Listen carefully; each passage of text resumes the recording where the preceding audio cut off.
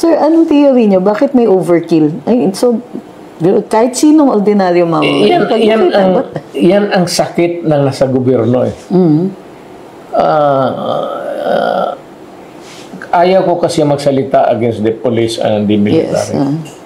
But lalo itong isang police, pagka ganun, magpabilib ka agad. May utusan na hulihin mo si ano, baski congressman niya, magpadala ng yung militar, tangkidigira, tawag nila sa Bisaya, magpadala ng mga medyo korne.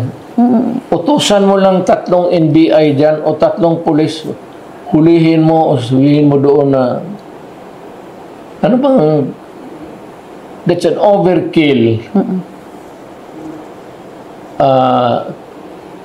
Alam mo kung ano, what the name of the game? Pa-impress. So, pakit sila dun sa taas. Pati yung taas, maligayahan. Pero yung taas, alam nila, yung puwit nila, ginaganon ro kasi nakukurnihan yan sila. Especially the military men.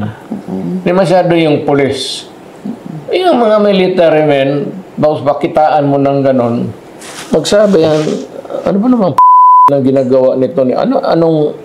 Anong class ba ito sa PMA Madrid itong ulol na to? Mayor, ano masasabi ninyo na ang Court of Appeals finreeze ang pondo ng Kingdom of Jesus Christ sa isang simbahan? Tama ba yun na simbahan, pondo ng simbahan, pinifreeze? Pag-abot ito ng Supreme Court, ayaw ko lang mag-ano kasi abogado ako. Pero sabihin ko sa iyo, without criticizing the mali yan. Medyo obvious. It does not involve public funds. Correct. There is no allegation of misuse. Correct. Kasi siya yung pinaka-chief.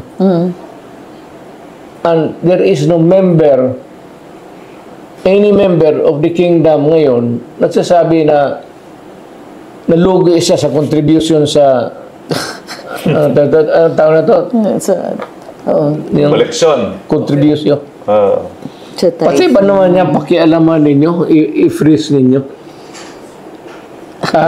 I think that it is wrong. And as a lawyer, pati ikaw, alam mo yan. If I would go to court, kung ako si pastor, I can get the relief that I should have. Kasi nga po, miski taxation, exempt ang simbahan, tapos anti-money laundering, hindi exempt. Pwede ba naman yun?